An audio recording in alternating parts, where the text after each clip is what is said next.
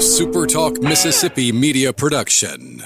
At Community Bank, we're here for every part of your financial journey. From personal banking to growing your business or buying a home, our expert guidance makes it simple. We're more than a bank. We're your partner for life's biggest moments. Community Bank, member FDIC, equal housing lender. Oh, yeah. Good morning, Mississippi. Everything gonna be all right this morning. Mornings with Richard Cross. Oh, yeah. Here on SuperTalk Mississippi. Woo!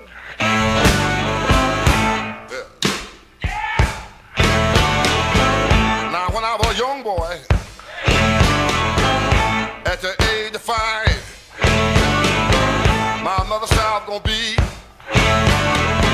the greatest man alive. Hello and good morning. Welcome in. It is Mornings with Richard Cross, SuperTalk Mississippi, streaming at supertalk.fm and SuperTalk TV. Thanks for joining us. Glad to be with you today. Genuinely glad to be with you. It's been a few days since we have been live together, and it's great to be back. Thursday and Friday last week for me were work days, but they were different kind of work days than what I normally have early in the morning. And then yesterday and Monday were just a couple of days off. Went and played golf with some buddies. And so it was good to get away and always good to be back, especially when Lance Tolbert's on the other side, as he is right now. Good morning, my friend. What's up, my young brother? How's it going? I know you had a fun 2 days, then you had a weekend. A lot has happened since last we talked, but really the most important thing was, did you have fun on your inaugural PGA event? Yeah, man, that was really, really cool. I hope so, dude. It was cool. Thursday was perfect. Everything went smoothly. It went exactly how it was supposed to go. People were where they were supposed to be. Technology worked in the way that it was supposed to work. Lance, on Friday was one of those days where if it could go wrong, it did. And yet we persevered. We made it through. And it started with 3 minutes before we were to go on the air. Oh, goodness. Our power went out. At the house? Mm-hmm. Oh, man. Yep, Squirrel, transformer, fuse, boom, the whole deal. Them squirrels are rough, aren't they? I need to thank my good friends at Northeast Mississippi Electric Power Association. They sprung into action and were here fast, and the power was back on, and we were able to get it going. But, I mean, I still have my generator from the ice storm relatively close to my office door, and so 3 minutes before we were to go on the air, I'm rolling up a generator, slinging extension cords, and, man, that bad boy cranked on the first pull. I was so thankful for that. Yeah, no doubt. And then we lost communications with Bristol, which is where ESPN's headquarters is, separate from this, later in the broadcast. And our truck that was at the golf course in Pennsylvania lost its internet feed at one point. So Thursday was great. Friday was, we made it. I'm exhausted, but it was a really cool experience. Well, I mean, after that, you got to play some golf. You know. Yeah, and two, it sounds like a good job for Obi maybe this summer. Get him a slingshot. He's the squirrel guy. Anytime you're on, maybe so, on big broadcast, you're like, hey, dude, you're gonna have to go hang out in the corner of the lot over there. Let me know. Yeah, keep the squirrels off the lines. Keith Hayward told me, and Keith, you've heard here before, runs Northeast Power. He said, we're going to put you a squirrel guard. I said, I didn't know such a thing existed. He said, well, it's not a guarantee. He said, but it should help. I was like, let's go for it. I am in completely 100%. Now, what is a squirrel guard? I think I need to know this for the Handyman show. I haven't heard this before, so it sounds like something that a lot of people could probably use.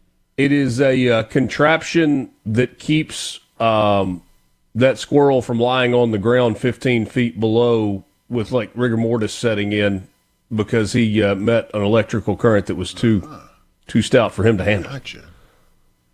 So I don't know exactly where you see squirrels running over power lines all the time. Well, this one gets up around the transformer at our pole, and he does something up there that causes this massive electric shock that immediately kills him or her, I suppose. But there is a fuse, like a safety fuse, that connects the transformer to the main power line above. Yeah, I'm looking at it now. And if you get a surge there, it causes that fuse to trip. And like a breaker tripping. Yeah. Same idea as like in your panel box. And when that thing goes out, they have to take that one down, set another one up in there, and then just flip it into place, and boom, you're right back up and going. But anyway. Squirrels, come on. Yeah. Who would have thunk it, huh? I was cutting the grass the next day, and I was like, "Ooh, tough way for you to go there, pal." Oh, and you found him. Okay. He's just laying there. Oh, yeah. Yeah. All right, what about the weather? It is starting to feel like summer is on the way in Mississippi with that thickness in the air. Corinth, you're going to be at 88, maybe 89 degrees today, mostly cloudy, some isolated thunderstorms possible. 40 to 50% for your chance of rain with a light southwest wind. Warm and muggy with scattered showers or storms. That is the summary for Corinth. That sounds like summer in Mississippi. Cleveland, mid-80s for you. Mid-60s to around 70 for your overnight low. Mostly cloudy. Risk of thunderstorms. And a fairly significant risk in the 60 to 80% range. Unstable pattern of rain with showers and storm potential. And, for most of the state of Mississippi, Jackson North, that's kind of what we've got for the next couple of weeks. Instability would be a good word to describe it. Meridian, you're going to be right at 90 degrees today, mostly cloudy with scattered thunderstorms possible, especially later in the day. Brookhaven, 88 for your high today, 70 for the overnight low. Thunderstorms or thunder showers likely, locally heavier amounts. Highest rain potential for most of the state going to be right there for you in Brookhaven. And Lance, we got one last night. I think there was some more rain and maybe some thunderstorms overnight. I know much of the central part of the state got it after midnight. That was the timing it hit here, yeah. But, brother, we were eating a little Mexican last night and went in, and it was just kind of overcast. And we were sitting at our table, and you heard boom, like, just rattled the whole restaurant. I was like, is that thunder? Somebody walks in, and at that point, they're just drenched. Like, ooh, tough timing. 10, 15, 20, maybe 30 minutes, probably less than 30 minutes. Absolute gully washer. And it was gone for a couple hours, and then it rained a little bit more overnight. But I'm talking big-time thunderstorm in Oxford last night. And if you looked at it on the radar, there was a red blob, and it was about the size of Lafayette County. And that was it. Everything around it was nothing. Strange phenomenon, these thunderstorms this time of year. It is. I mean, if you look at the Euro model and just kind of play the Euro model. Yeah, it looks like that's your one. That's my babe there. Yeah, it looks kind of like a crawfish boil where all the seasoning kind of gets mixed in one spot. It just keeps moving around to different places. That's the rain we have for the next 2 weeks. It's just constant, and it just keeps moving all over the place. What a description.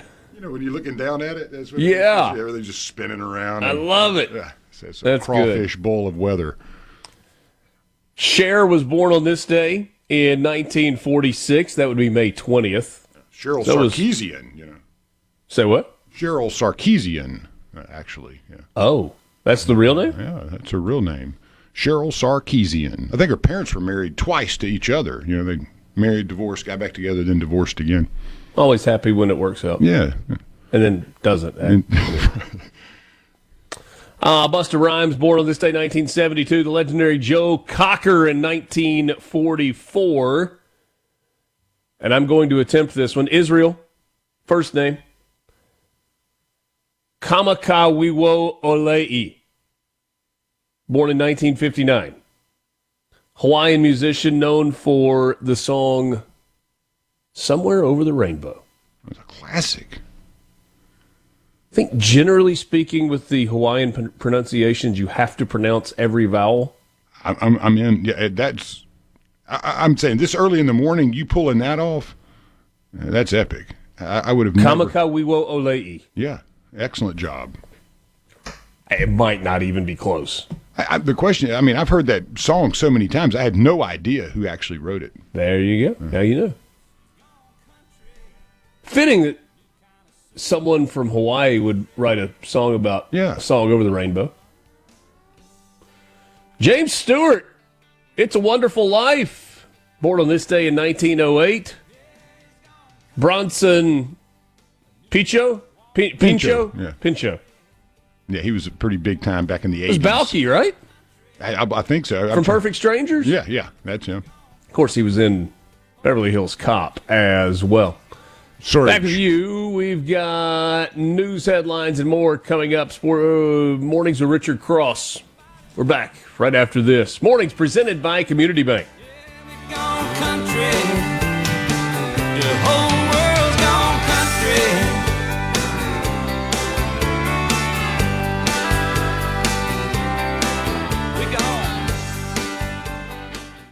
Good morning from the Venable. Ask where you heard it. You tell them. I know you heard it right here. Mornings with Richard Cross on Super Talk, Mississippi.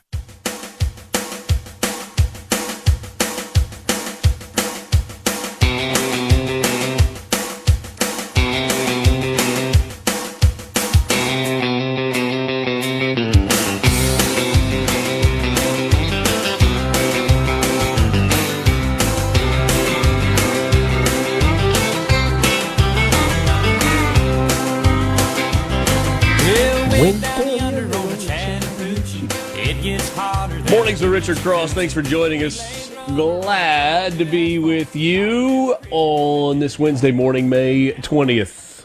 Mornings is presented by Community Bank. At Community Bank, we're more than just a place to manage your money. We're your neighbors, your partners, and your trusted financial advisors. We're dedicated to our customers, committed to your success, and always here when you need us. Community Bank, rooted in our community, member FDIC.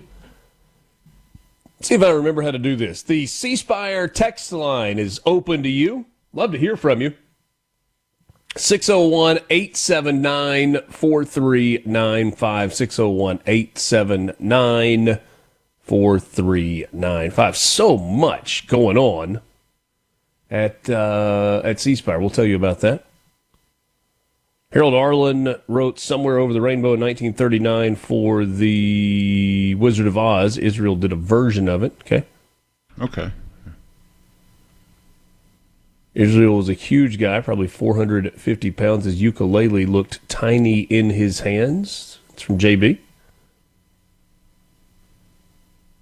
I used to drive by his house on the way to college every day. They just called him Brother Is in Hawaii. Okay. Interesting. Just spit my coffee out at Lance's usage of the Euro model. Too early for a poll like that. I work my magic when I can. Yes, thank you. Yeah. Thomas explaining to me in great detail what the squirrel is doing. The squirrel gets across the primary and secondary of the transformer, then boom! Fuse pops and is hanging down when you look up at it. He says, I can probably hook you up with a layup stick and a few fuses.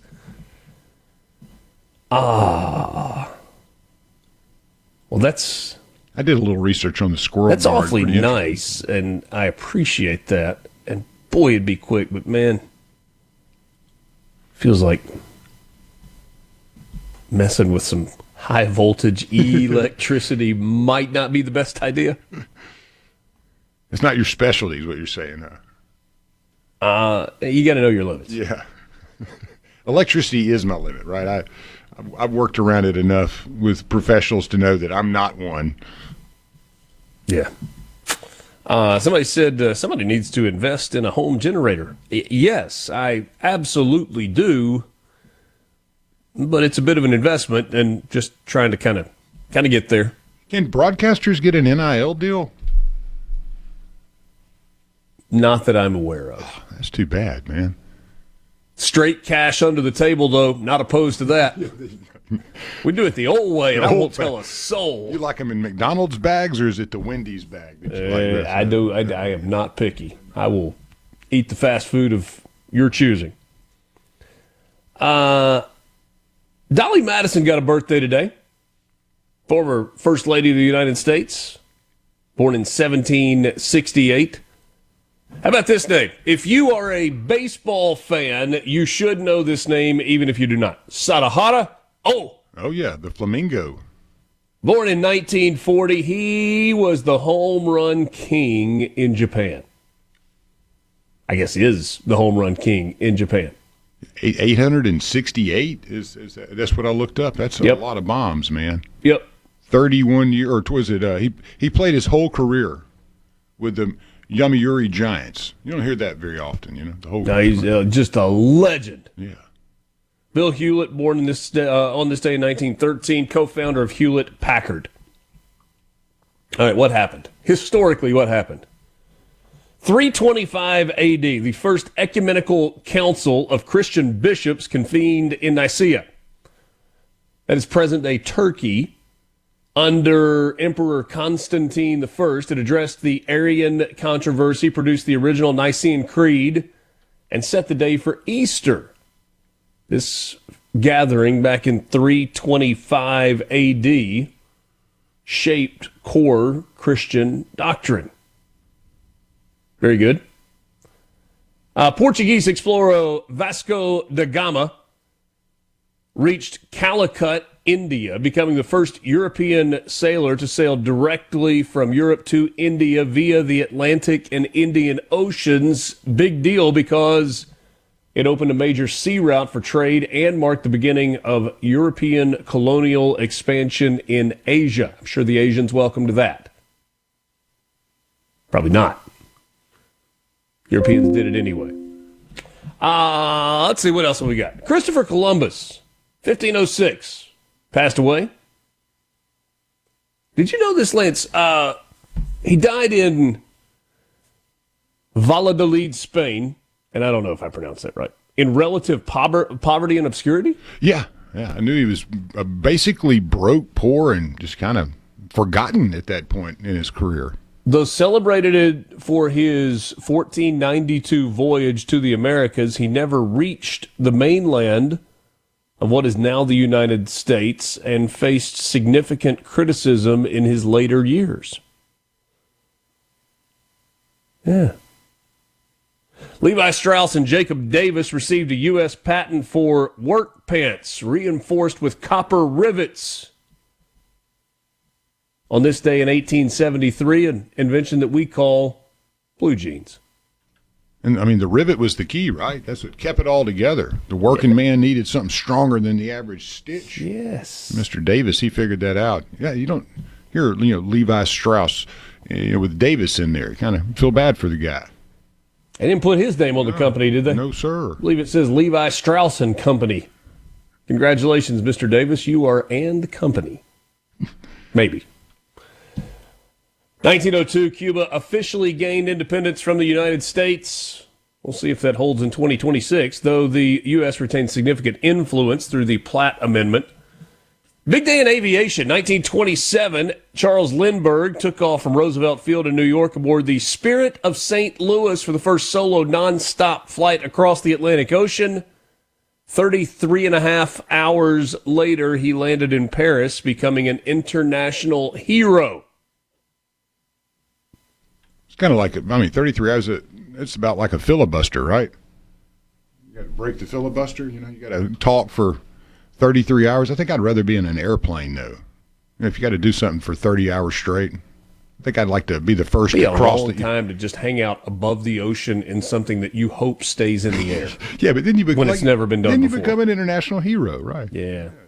And then in 1932, Amelia Earhart departed Newfoundland, becoming the first woman to fly solo nonstop across the Atlantic. She landed in Ireland the next day, advancing women's roles in aviation. On a dark day in global history, the first group of Polish political prisoners arrived at the Auschwitz concentration camp in Nazi-occupied Poland on this day in 1940. Later became the largest Nazi extermination camp.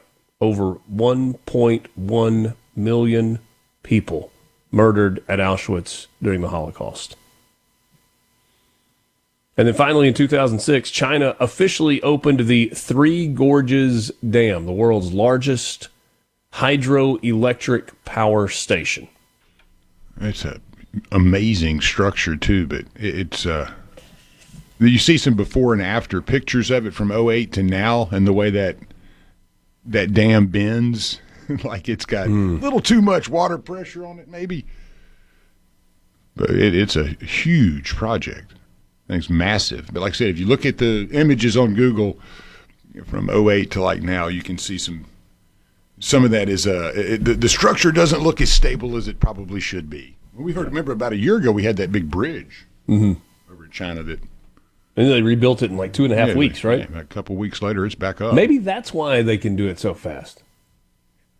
The attention to detail not as good as it should be. Yeah, I mean, from the products that I've ordered from over there, I'd say, detail, maybe not the specialty. So before you marvel at Chinese ingenuity, perhaps you should be like, yeah, but you get what you pay for? There you go. I don't know.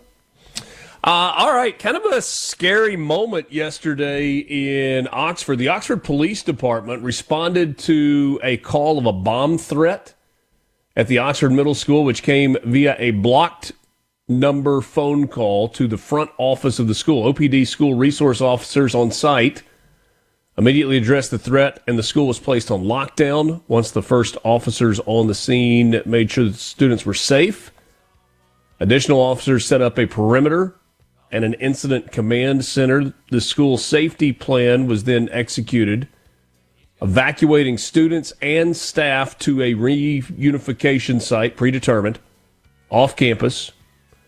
K-9 units then swept through the school room by room. OPD investigators immediately began looking into the origin of the call. Through their investigative techniques, they were able to trace the origin to of the threat to a juvenile in Texas who is now in custody. Little investigative reporting on my own. That juvenile in Texas made bomb threats to multiple schools across the country yesterday, not just Oxford. Sick individual. Back with you right after this. Mornings with Richard Cross. From the Seabrook.com. SuperTalk, Mississippi. You heard it here first. Mornings with Richard Cross. Here comes the news. Maybe I'll start tonight. You'll just crack me. Baby, let's just wait and see. Maybe I'll start tonight until things right. Welcome back. Mornings with Richard Cross. Thanks for joining us. You can be part of the conversation on the C Spire text line, 601-879-4395. After doing a bit of digging, of course I know about Iz, who sang Somewhere Over the Rainbow. That version of Somewhere Over the Rainbow. Yes, of course, I know that wasn't the original. It was Judy Garland that sang the original. Yes, that's where I it's too early. Yeah. Judy Garland, Wizard of Oz. She recorded it. It was written by Harold Arlen and E.Y. Harburg for the 1939 film Wizard of Oz. First recorded the iconic track in October of 1938.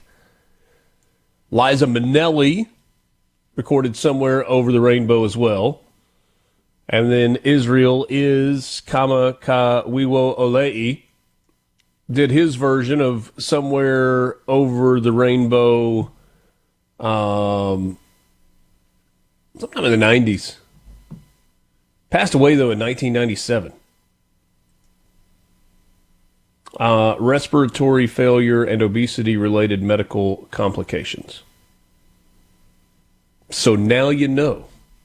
I was trying to think of the movie that Over the Rainbow was played in that he did. I knew I was ringing a bell. Was it like 50 or 40 First Dates or something like that with Alicia Silverstone? And I'm trying to remember. Could be. Yeah, and there was a big Hawaiian guy that I thought was very famous for being a musician there that played in that movie. I'm trying to remember, and he sings Over the Rainbow. I'm trying to put it together now. My brain's starting to kind of function. But there you go. Yeah, the Judy Garland one. That's why I kept going. What? I knew this song from somewhere else. Oh yeah, man, Wizard of Oz. Yeah, I just early. A former Corinth middle school teacher will spend 5 years in prison for using artificial intelligence to make pornography involving students. U.S. District Judge Glenn Davidson sentenced Wilson Jones on Monday after the defendant's sentencing had been delayed a week. Jones pleaded guilty to one count of possessing child pornography in November of 2025. While serving as an educator, he used images of 8 female students to make deep fakes or inauthentic representations of students engaging in explicit acts. He was employed as a cyber foundations and computer science and engineering teacher at the middle school until November of 2024. While Jones was on site at the school, on staff at the school, IT staff were notified that sexually explicit content had been downloaded to his computer. He was then reportedly allowed to quietly resign, quote unquote, from his post, which prompted a significant amount of angst in Corinth as people found out, and led to Lee Childress, the Corinth school superintendent, being removed from his leadership post. Here's where it gets weird on the timeline. Though Jones resigned in November of 2024, the Mississippi Department of Education was not notified until January of 2025. Law enforcement, a month after that, which is when the criminal investigation began, resulting in the former educator's arrest. And for this, Childress, again, the former superintendent, was not only fired, but also indicted on the charge of withholding information of a crime.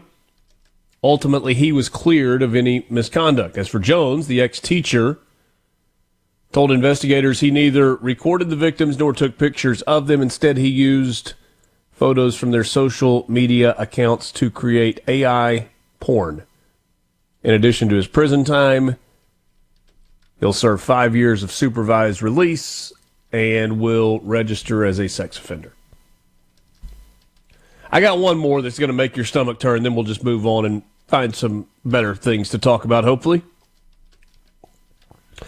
Mississippi Attorney General Lynn Fitch announced earlier this week, yesterday exactly, that former Reservoir police officer Rodney Jernigan has been sentenced on 2 counts of child exploitation.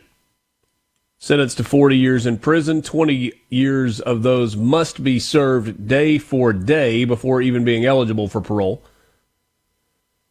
It's all originated from tips from concerned parents about their children being solicited online by Jernigan for explicit photos and videos. Initially arrested and charged with statutory rape of a teenager in Smith County in 2024, was still on the Reservoir Police Squad at the time, promptly fired in light of the allegations. While on bond, he was caught making contact with a child through social media. Investigated and prosecuted by the Mississippi Attorney General's Office. Smith County Sheriff's Office worked with him, as did the Raleigh Police Department, the Faribault County Sheriff's Office in Minnesota, and District Attorney Chris Hennis's office there. In addition to the jail time, he's got a couple of fines. What is wrong with people, man? You perhaps could put this story in the "what is wrong with people, man" conversation as well, or you might just be amused. I, however, am left with more questions than we have answers. Instead of a chicken dinner, one Raising Cane's customer could face jail time after allegedly punching an employee in the face at the restaurant's Gulfport location. The Gulfport Police Department is attempting to identify a male accused of striking the unidentified employee at Raising Cane's on Highway 49 on the 19th of March. Law enforcement officials say the victim sustained serious injuries after being hit with a closed fist. The suspect has not been identified, but they have released a photo. You can see it at supertalk.fm. Information about the truck. My question for you, because we do not have the answer, creative answers not only accepted but encouraged on the C Spire text line, 601-879-4395. We'll get to your answers after the lottery. Why did the unidentified man in Gulfport punch the employee? I bet he didn't at get Raising Cane's. I would put money on it that he didn't get his dipping sauce. Well, you hold on to that answer. Hold on to that answer. Yeah. He didn't get his second dipping sauce, probably. Yeah. Why did the unidentified man in Gulfport punch the Raising Cane's employee? Wrong answers only, 601-879-4395. And we get a message that says, "What's wrong with people, man?" Sounds like a good segment for the show. You might be onto something. They got Country Western Wednesdays, and then you throw that segment in with it. Yeah, good to go, man. Maybe he didn't get his coleslaw, something. Time for your morning sports update, brought to you by Pearl River Resort, online, pearlriverresort.com. Pearl River Resort, your home for family fun, casino thrills, and live entertainment. Number 17, Ole Miss fell to Missouri in the first round of the SEC baseball tournament yesterday by a score of 10-8. 6 combined home runs, 18 combined total runs, by ball flying out of the Met. History made. First 2 college baseball teams to use ABS, the automatic ball strike system in a game. Ole Miss early challenge was not overturned. Missouri won a challenge. In fact, they won a bunch of them. Some of them questionable. Hayden Federico went 2 for 5, career high 4 ribbies. Dom Decker had a home run. Austin Foley had a home run. Ole Miss pitchers. Here's the deal. Here is the deal. You go to the SEC tournament, and if you don't throw your best arms, then you're just hoping to somehow kind of get through the first game or two, and then maybe you make a run and you don't stress your pitching staff. Absent a deep run in the SEC tournament, Ole Miss was not hosting a regional. And I say deep, I'm saying like Saturday or maybe Sunday to the championship game. And if you're not going to host a regional anyway, maybe the best thing is you just rest arms and you try to get ready for some sort of a postseason run. Missouri had won 6 SEC games prior to that one yesterday. Wasn't that double from last year, too? Yeah. They've been terrible.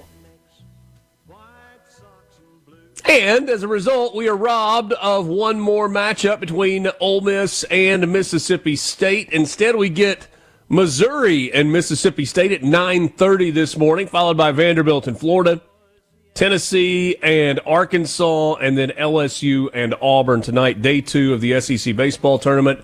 Single elimination. Southern Miss getting after it tonight in the Sun Belt tournament as well. They will take on Georgia Southern in Montgomery. A few more sports things for you. Your messages, C Spire text line, Mississippi Lottery update, all that coming up. Speaker of the House Jason White will join us this morning in the 7 o'clock hour. And we're glad to be with you. Mornings with Richard Cross, presented by Community Bank. Blue Ribbon Beer. Good morning from the Venable Glass.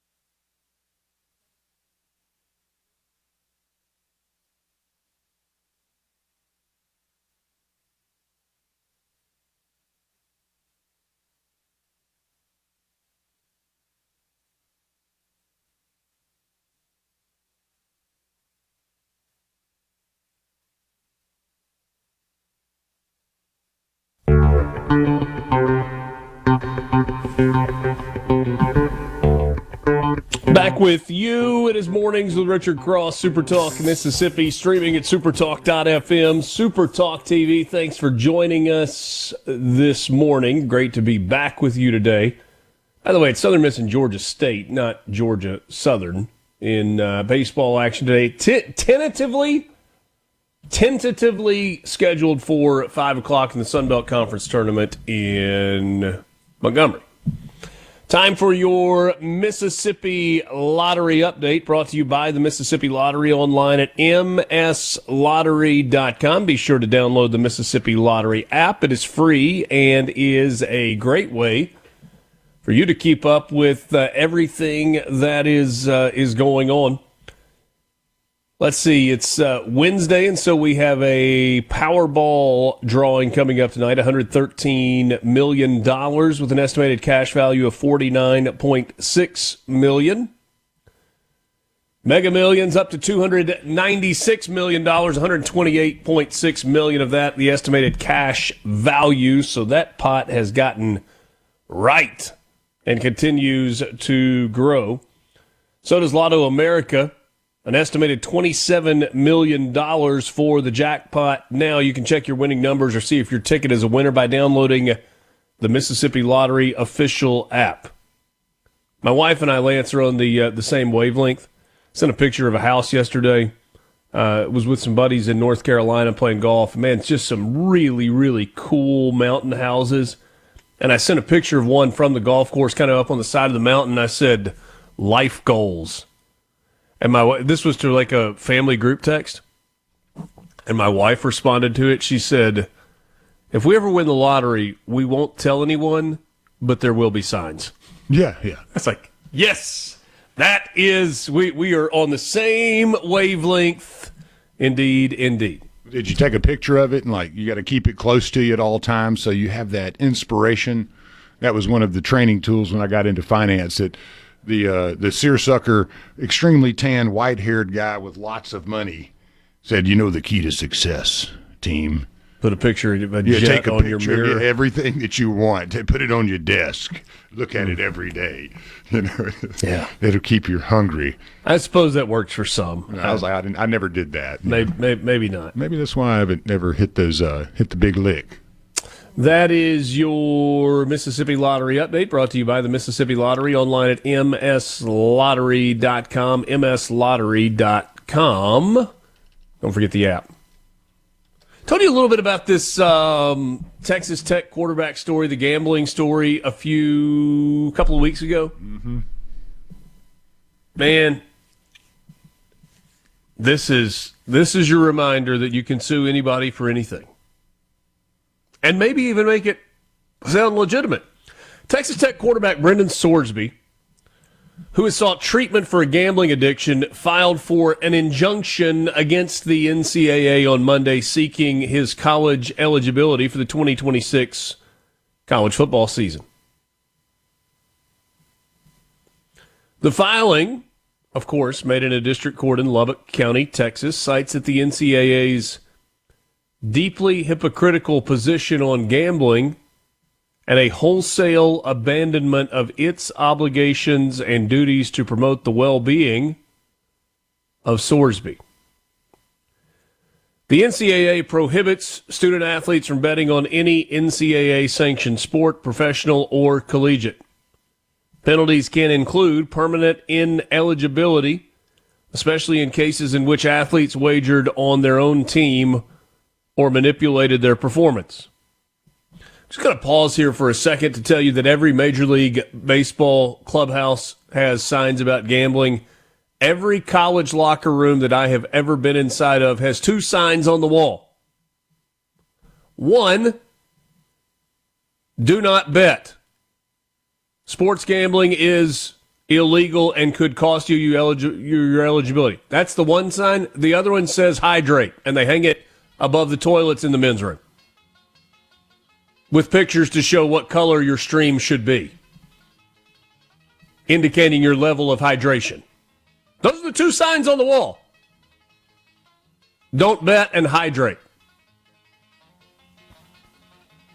You know what? We're going to hold this. I want to come back to this. I know it's kind of sports, but it's also kind of society. And we'll do this to start the 7 o'clock hour, which is just around the corner. It's Mornings with Richard Cross with you. Super Talk Mississippi, presented by Community Bank Online, communitybank.net, rooted in our community. Back after this.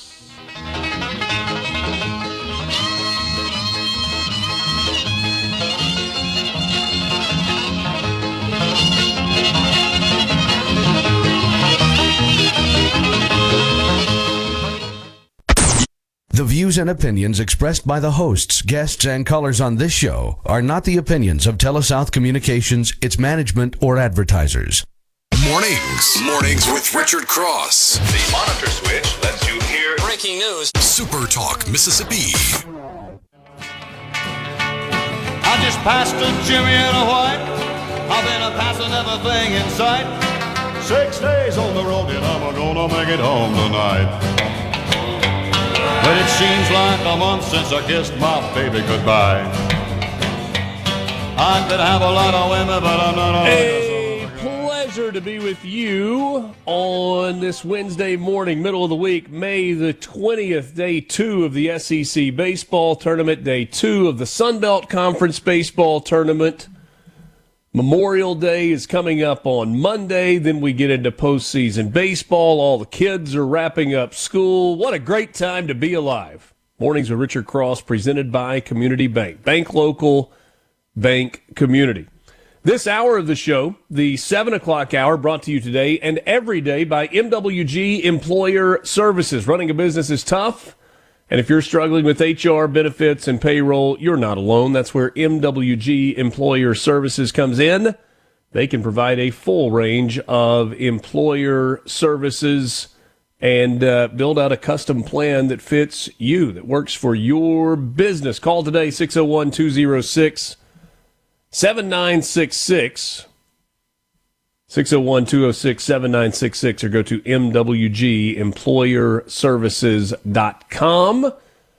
As I mentioned a few moments ago, Speaker of the House of Representatives Jason White will be my guest at 7:20 this morning, about 15 minutes from right now. Look forward to that conversation. It's been a while since we visited with the Speaker. And also Woody Bailey will be along later today in the 8 o'clock hour, Executive Director of Cruisin the Coast. They have put another trophy in the trophy case at Cruisin the Coast. All right, I want to go back to this Brendan Sorsby story. Quarterback that played at Cincinnati, transferred to Texas Tech, got a big old fat NIL package. Whether or not he's actually going to be able to collect on that money remains to be seen. So he and his legal team have filed an injunction against the NCAA to allow him to play in 2026. After crossing the gambling Rubicon, that is a kind of the ultimate no-no for student athletes within the NCAA. He has prominent attorneys, Jeffrey Kessler and Scott Thompson, part of his legal team. And in the filing, they say that he is currently ineligible to play for Texas Tech due to prior violations of the NCAA sports gambling rules. And they say that he will be irreparably harmed if the injunction isn't granted. The NCAA issued a statement on Monday saying that it had not received any reinstatement requests in the case. By the way, for the few of you that do the whole, this is not a sports show, this is not really a sports conversation. This is a much larger conversation. The NCAA in its statement said the association's sports betting rules are clear, as are the reinstatement conditions. When it comes to betting on one's own team, these rules must be enforced in every case for the simple reason that the integrity of the game is at risk. Every sports league has these protections in place, and the NCAA will continue to apply them equally because every student athlete competing deserves to know they're playing a fair game. I am not going to be an advocate for the NCAA, but this defense that the Sorsby team is filing is, His legal team says that he has been clinically diagnosed with a gambling disorder, which is a mental health condition. The NCAA has weaponized his condition to shore up a facade of competitive integrity while simultaneously profiting from the very gambling ecosystem it polices, they say. Among the claims for declaratory relief in the suit is a request under the Texas Civil Practice and Remedies Code for the NCAA to, quote, be precluded from enforcing its gambling bylaws against Mr. Sorsby to deny or withhold his reinstatement. A request that he be eligible to fully participate for Texas Tech in 2026, and request that any NCAA action to the contrary be deemed void and unenforceable. The filing says the relief is narrow. One student athlete and one senior season. The NCAA will suffer no cognizable harm for letting Mr. Sorsby play football while this case proceeds. But if this court does not act, no future judgment can give Mr. Sorsby what the NCAA has taken from him. Whew. Mm-hmm. I mean, you'd think. That's some significant lawyering right there. Boy, yeah, big words in there, a lot of $5 words. But you start talking about the mental illness side is a gambling addiction and vice versa. When you imagine then that anyone that had a drug addiction or anything of that nature could be deemed much the same. And many people have been, not allowed to play because of, it's just interesting, very interesting argument. But they've definitely taken the aggressive approach, huh? There are certainly people who will try to draw a comparison to the case that Trinidad Chambliss had, where he was seeking another year of eligibility after being declared ineligible by the NCAA. That would be like comparing apples and chainsaws. Yeah. Just like not even close to the same. Though some would argue, well, there was a medical condition that caused him. No, it's not the same thing. Gambling is that's kind of the sacred cow. Don't do it.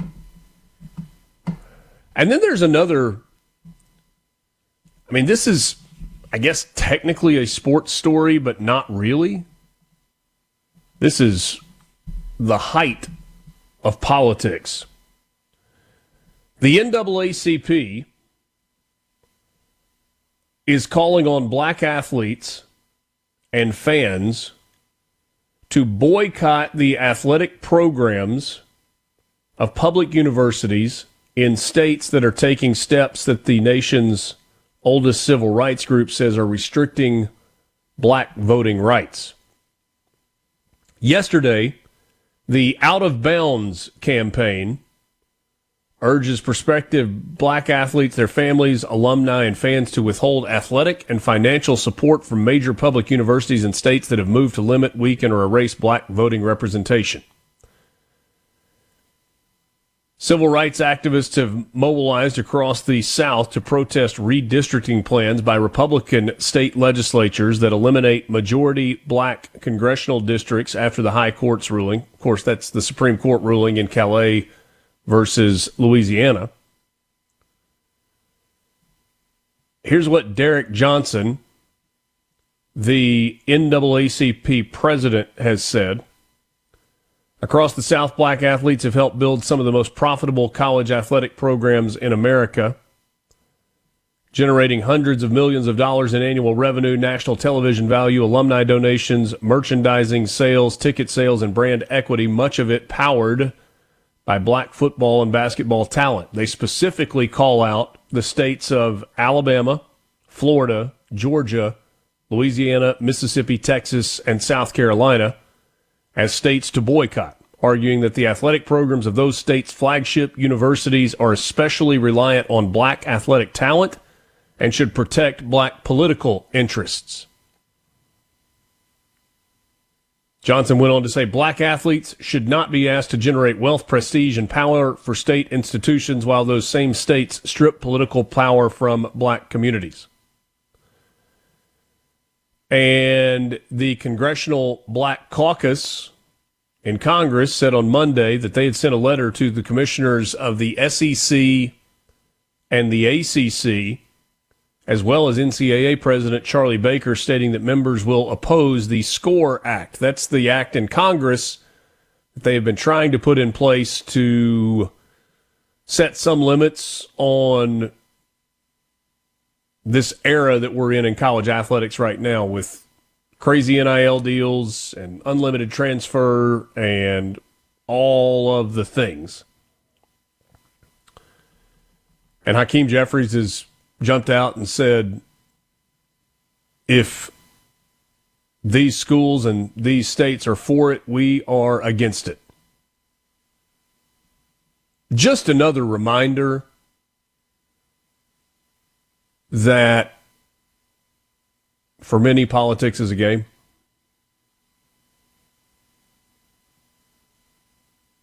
Said that those conference, let's see here.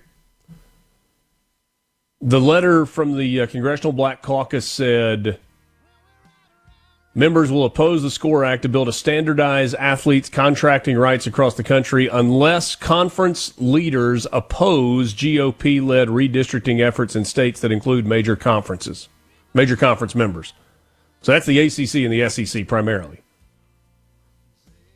But really the Big Ten would be affected as well because Indiana is in this conversation. The Congressional Black Caucus believes institutions that profit from black talent and black communities have a responsibility to stand with those communities when their fundamental rights are under attack. Again, never mind that this ruling overturns an interpretation that was specifically race-based, but they want it to be specifically race-based going forward. RC Mornings with Richard Cross. Let's get on with the show. Check it out. Super Talk, Mississippi.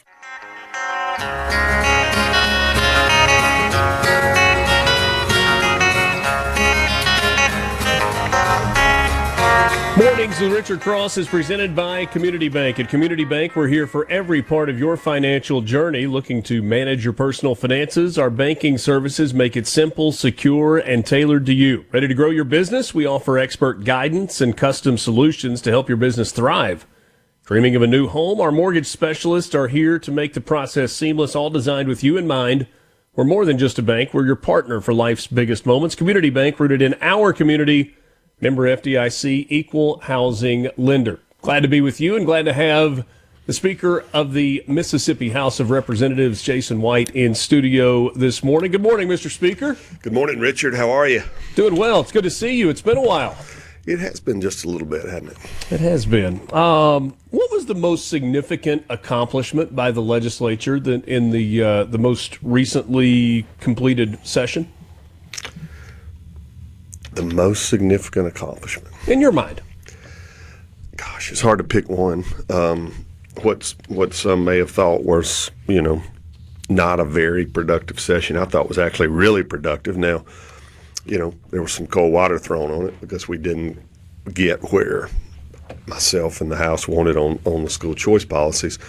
So, but lost in all that, hey, if nothing else, we once again produced a transparent, balanced budget, conservative, not spending every dollar we're taking in. That went off without a hitch this year. So we finally got to a place, it took us 3 years, but we finally got to a place, a long-time goal for us in the House, as stated when I was elected Speaker, was we are going to do the budget in a transparent and orderly way in the broad daylight.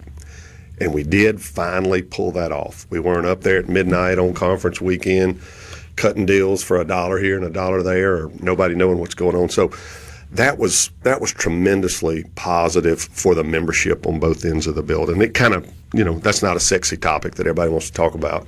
But for us, it is one of our main functions of the legislative, authority and responsibility is to produce a budget in a timely and orderly way. And I think members and the taxpayers want that to be more transparent and readily available for consumption by them. So why did that go so much more smoothly this year than in the previous 2 years of this kind of 4-year block? Well, I'll say it this way. Anything you do in state government or legislative or anywhere within 5 miles of the Capitol, people will stop you and say, that's not the way it's done. We always do it this way. And so when I was elected speaker, that was one of the things my members had really kind of harped on and talked to me about is we've got to do different when it comes to the budgeting. And so maybe the first year, we were headed for that wreck the first year. And then if you remember, we finally got the Senate on board with a new education funding formula. And so in an olive branch to say, okay, we ended up that conference weekend, that first session, actually still working on the budget in the middle of the night. And that was my attempt at meeting in the middle when they finally came around to the way we wanted to do education funding formula. Or we would have been where we were last year, which is we got to the end of session. Nobody really believed us that we weren't going to be up there doing it in the middle of the night. We've got in last year's case, 90 days to do a budget. There's no reason for us to do it in a day and a half. So as you remember, we left session last year with no budget and had to come back. Right. I think they finally believed us when we said we're not going down that road. And so it took a little attrition. It took 3 years, but we got there. And even when it was over, people on both ends of the building, whether they got exactly what they wanted or not, everybody agreed this was much better. You ask them when they're in here, our Senate counterparts on that issue, and I think they'll all tell you it went much more smoothly. Wasn't so hectic, not mistakes that happen when you do stuff, in a time crunch and that sort of thing. So I would just say a little bit of attrition. It took 3 years to get us there, but I think everybody liked it now and sees, hey, it can work, and we're not going back to the other way. I think your point about this not being the most sexy topic is certainly a reasonable one. But one more question about that. You mentioned a second ago that the school choice thing, and we'll get to that in a second, but it felt like there was a pretty significant amount of acrimony that existed between the House and the Senate early this session, but some of that was smoothed out in the last 3 weeks, maybe even the last month of the session, that allowed the two sides to come together and achieve what you're talking about in terms of going through the budget, identifying priorities, getting it done, and getting that across the finish line. How did that get smoothed out? I don't know. I tell people all the time, usually more times than not, we get it right overall. And you hear my Senate colleagues talking about, oh, we're more deliberative, and that's the way the system is, the House is wild, and we're more deliberative, and somewhere in the middle all that gets worked out. For the most part, there's a few hams around there, but for the most part, people really do want to do the right thing. We may disagree on what that is, but for the most part, most people, their motives are pure there when it comes to whatever policy or budgetary issue they're working on. And so eventually that kind of bleeds through and works through. And I think people are there for the betterment of our state. And we had some really huge wins in the education space. I'm incredibly proud of the fact that we are now going to have a world-class cancer center and research institute in our state. If we did nothing else but have a budget and fund that initiative, we would have had a good year. And so many other things with our literacy and math initiatives in education, as well as finally getting financial literacy in our junior highs and high schools curriculums in the education space, as well as a pay raise. Those were big gains for us, and another measured incremental step. And when you combine that with some other, what I consider some really big wins on the healthcare front, finally getting some more CON reform, and for our rural hospitals, getting them out from under CON almost altogether. So we'll get to watch some of that play out. I'm excited about that stuff. A lot of unfinished business, though, as well. No denying that. Sure, and that certainly is stuff that is going to continue through, I guess, what I've called the off season, rolling toward the next legislative cycle. I'm glad to hear you talk about some of the wins in terms of education reform, the pay raise, and some of the other things that happened there. I remember asking you before the session began, in the absence of passing what you wanted to with full universal school choice, which at the time I thought was unlikely because of the Senate's stance, that there were wins there. My curiosity on the school choice conversation is, where does it go from here? Because of what I said months ago and what I would say to you now is the Senate has said we're not going down the road of full universal school choice, but you kind of came together with a lot of the things that both sides agreed in your initial bill at the beginning of the session were really good for the education space in Mississippi. So what does that conversation look like going into 2027 and maybe even 2028?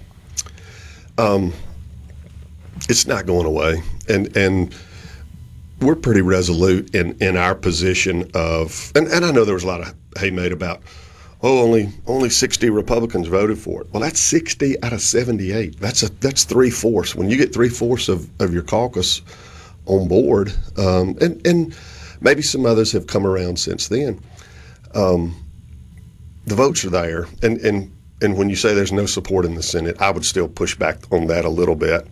There's no leadership on the issue in the Senate right now. Lieutenant Governor is vehemently opposed to it. And so I would just say it that way. It's never going to get any traction in the Senate if the Lieutenant Governor is not for it. And to his credit, he's kind of owned up to that fact. And that's fine. That's his politics and his position. And he's certainly got his supporters on that issue. But you're not going to find a Senate body weighing in on it when the head person in charge, number one, doesn't allow that, and number two, is totally opposed to it. So, like it or not, Lieutenant Governor's term limited. He'll be there one more session. We'll see where we get next year, but I think a breath of fresh air on that issue is coming to the Lieutenant Governor's office. Certainly from the announced candidates, it's Secretary Watson's.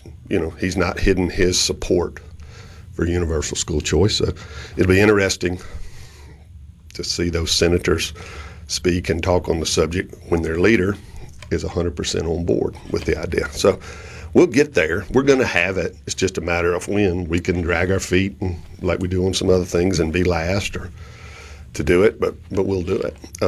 So just from like an efficiency standpoint, would you say that that's not a big topic during 2027, and it's not until there is a new lieutenant governor that you really try to tackle that again?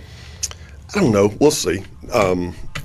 As you know, we've got a lot on board with all sorts of redistricting dynamics, from courts to legislative and congressional. We'll have plenty to do in the 27 session, but I don't want to dismiss that won't be a topic for 27 because it will be for us. It's a priority, and who knows what that looks like. If you told me I was going to get those folks on board for a $100 million appropriation for a cancer center this time last year, I wouldn't even believe that. So, and we were able to do that. So that certainly was a win for the state of Mississippi. It was a huge win. It was a huge win. Let's talk about the redistricting stuff. That conversation, it is a big one. We'll do that next with the Speaker of the House, Jason White. From the Seabrook. This segment of Mornings with Richard Cross is brought to you by Covington County Hospital in Collins, where your health matters. And now, Mornings with Richard Cross. What's up? Let's get the show going. Super Talk, Mississippi. It's a holy place, my dad showed me back before. Mornings with Richard Cross, Super Talk, Mississippi, presented by Community Bank. My guest this morning is Speaker of the House, Jason White. Always appreciate his time.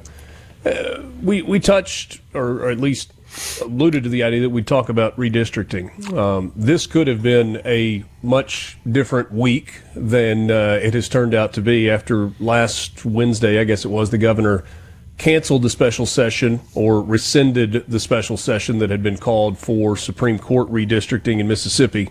There are really, I think, three pillars to the redistricting conversation. There's the Supreme Court redistricting, legislative redistricting, and congressional redistricting in Mississippi. You announced last week, I think it was last week, the select committees that you were putting in place to really do a lot of study and evaluation of some of the big issues that we could be headed for in 2027. This redistricting conversation has kind of stolen all the oxygen in the room in the last couple of weeks in the wake of the Supreme Court decision, Calais versus Louisiana. There are some that are saying Mississippi must act right now. The position that the governor laid out when we visited last week was we are going down this road, but we're not going to do it right this second, at least as we sit here today. What can you tell us about timeline, philosophy, all of those things? And forgive me for such an open-ended question. Well, your question is actually on point because it is an open-ended scenario surrounding legislative redistricting and the way we draw maps, whether you're talking about congressional or our state legislative House and Senate maps, and even our Supreme Court, which is also tied to our public service commissioners and our highway commissioners. So a large swath, other than, those few statewide offices, everything else, few statewide offices and our 2 U.S. senators, other than that, everything is tied to the way we draw those maps. And Calais, the decision there that comes down the end of this, on the 29th of April, turns all that on its head by the court directing and saying, you're going to disentangle race and politics. And in Mississippi, that's a recipe for folks to have, very charged opinions on the issue. There's no denying how we've drawn maps in the past because of the Voting Rights Act and the way Section 2 was applied to build those majority-minority districts. And the way the courts have told you have to draw the maps. Yes, sir. Yes, sir. So this idea, now we didn't get in this overnight. This is over 40 years of map drawing, maybe a little more or less than that, depending on the year and the specific map. And so we won't get out of it overnight. And it's not as simple. I see these keyboard warriors that are online just producing 4 Republican congressional districts in Mississippi with some astounding numbers. That's not the nature of our population. Those numbers don't work. A guy in Indiana sends me a map, or a guy in Michigan sends me a map. They don't know a thing about Mississippi, and I don't know where they're getting their numbers and those kind of things. And I was on X. By the way, our numbers are growing. They are. The governor and you and me are all in the. What was it, Lance? You're really extremely liberal. Yeah, we're extremely liberal for saying that this can't be done quickly and it's complicated. Well, raging lib. Yeah, raging lib. That was the phrase that when I first said, "Hey, this is complicated and it may take a little while." I became a raging lib when I said that. Why is it complicated? It's complicated. Number one, for us, it's not clear cut right out of the chute because we already have our primaries. And I have been looking around asking folks, hey, historically, why do we have those congressional primaries so early? Illinois does theirs that way as well, and maybe 1 or 2 others, but I think that's it. So that greatly complicates it for us. Having said that, it's not undoable, and this idea that somebody somewhere is defying the White House and the Trump administration, we're in constant contact with them on numerous issues. Really, almost on a daily basis, but certainly on a weekly basis. And right now, they are urging caution and restraint for us because of the dynamics at play when it comes to not only for Mississippi specifically. For Mississippi specifically, yes. If you look at it from a global picture, Republicans could potentially gain 1 congressional seat if we were able to draw 4 competitive districts for Republicans. Certainly, with what we have now is a 3-1, if you will, as far as the representation that we elect. Sure. And the numbers bear that out, and they will if that doesn't change for this election. I will tell you this, the House is ready, willing, and able to do our part to draw and redraw congressional districts that are fair and more so than that, satisfy the new legal standards that Calais brings upon us. And I think we can do that, and that's doable, whether that's this summer, whether that's this time next year, whether that's in January. I think you will see the House move on congressional redistricting.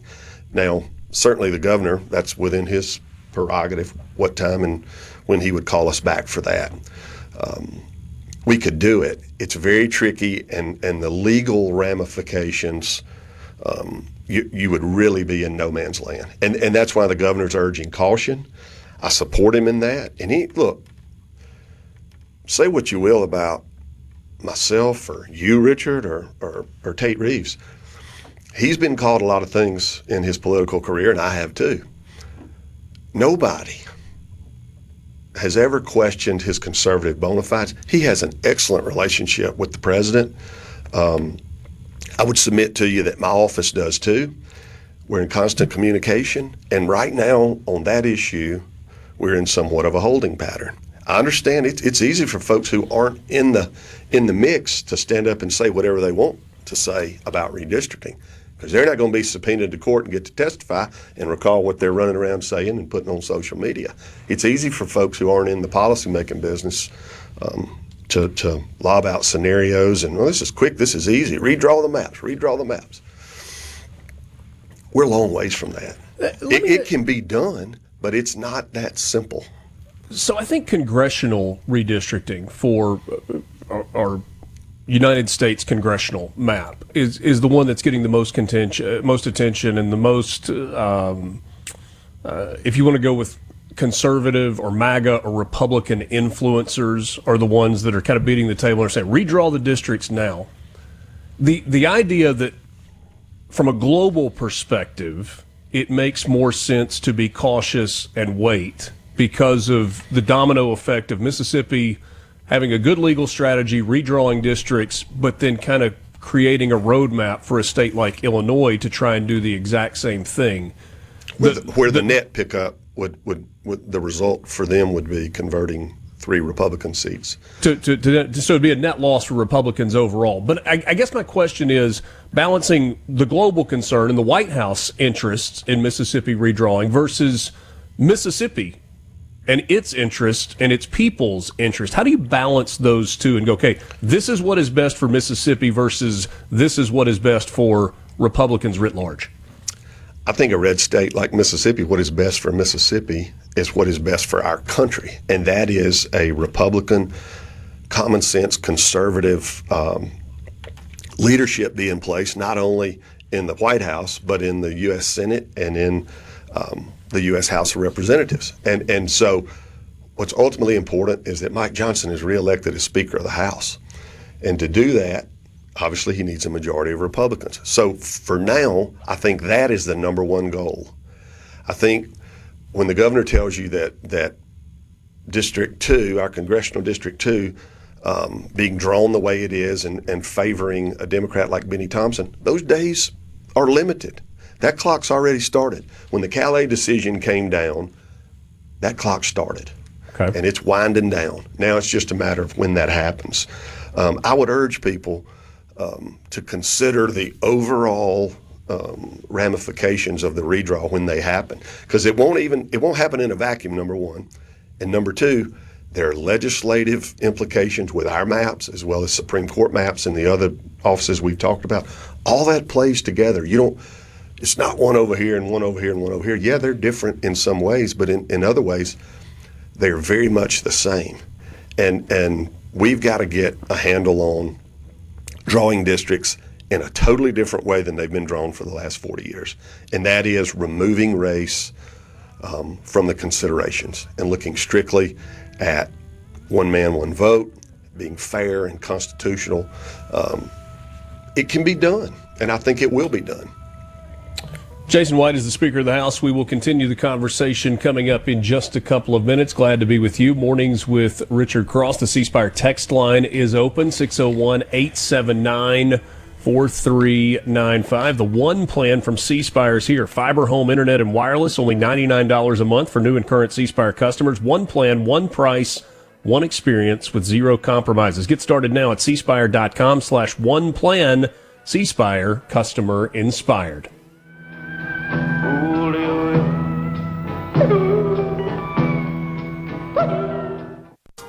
morning from the This is Mornings with Richard Cross. Let's do it. Super Talk, Mississippi.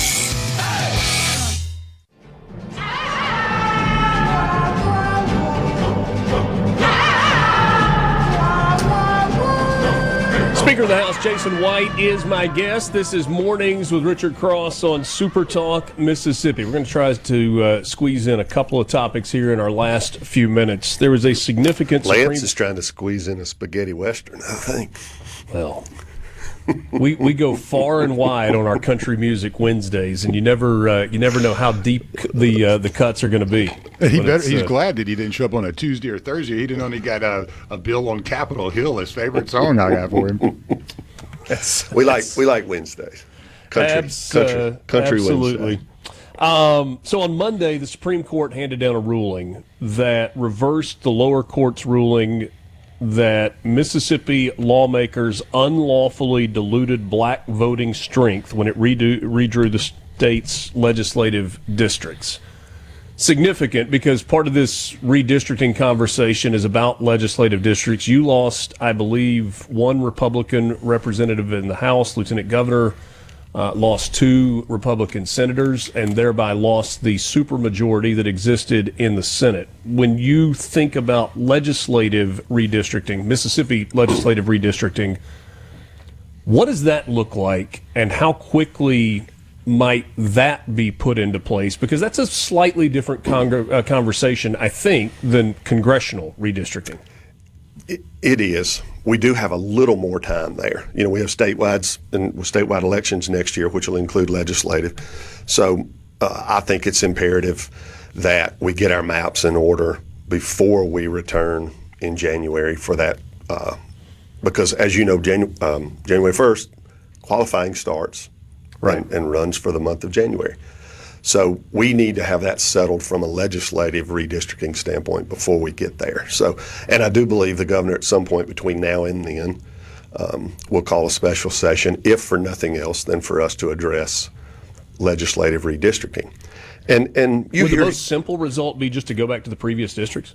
Well, you could say that, but here's the deal on that, Richard. Those 22 maps, if you just revert to the 22 map, those maps were drawn based on race. And what Calais is telling you is the framework has been modified from this day forward to promote race-neutral criteria. And if it's used and considered in developing the plan, your plan is unconstitutional. Well, that 22 plan, the analysis was the same in 25. All of that was pre-Calais. So, yes, incumbency matters and communities of interest and all the other factors that go into drawing maps. But, you know, you hear our governor say it all the time. Conservative policy works. I add the word common sense in there usually when I'm talking about it because I think that plays a role as well. But common sense, conservative policies work. And to enact that policy, I want as many Republicans sitting in those seats as I can. And map drawing is part of that process, whether anybody wants to talk about that or not. The best way to enact conservative policies is to elect Republicans. And we're ready and able, to elect. We would like to be electing as many Republicans as possible to local, state, and federal offices. And maps are going to reflect that and reflect, there's been celebration over the years when the Supreme Courts have decided certain things, and we almost deferred to the Supreme Court on issues, whatever they are, even outside of redistricting. I don't know why all of a sudden, when folks aren't getting the answer they want from our Supreme Court's bad. Supreme Court's bad. I thought they were the check on legislative. And now folks, when they're not hearing what they want to hear, they don't like it. And so we've got to go down these other roads. And the Mississippi Democrat Party is already talking about legal action and boycotts and all of the other ways that they can protest this. They're talking about it very publicly. They are. I've heard my name come up in some of that, and folks send me the clips.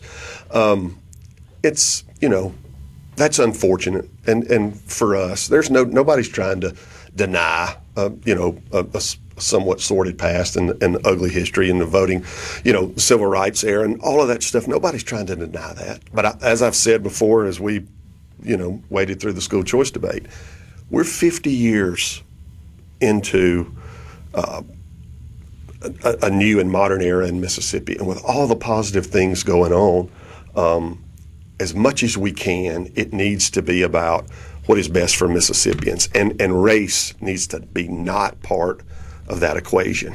It needs to be about what is best for everybody, and I think that cuts across party lines, racial lines, everything else.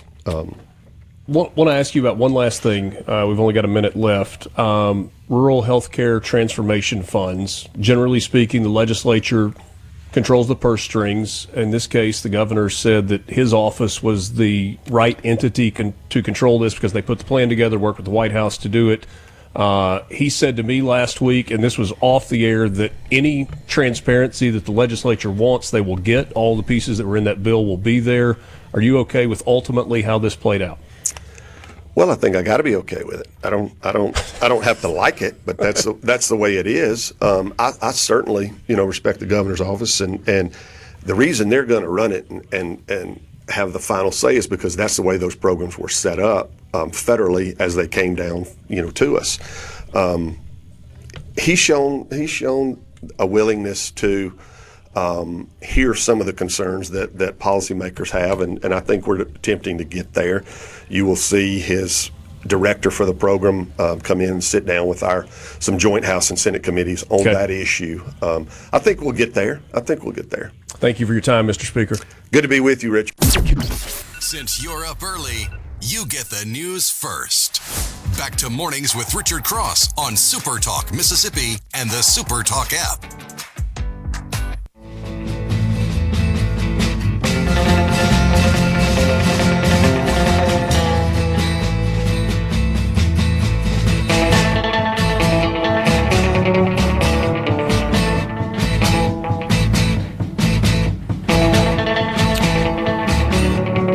Hour on this Wednesday morning. Welcome again to Mornings with Richard Cross on SuperTalk Mississippi. Glad to have you along for the ride. Parents, either congratulations or condolences as the school year comes to an end. For some, that means the end of routine and a summer where there's there are a lot more moving parts in terms of making sure that kids are taken care of. And so we wish you the best in getting through those plans. And for others, it's like, hey, we finally get to take a breath a little bit as we get to summer vacation. And kiddos that are in the car that happen to be listening, congratulations.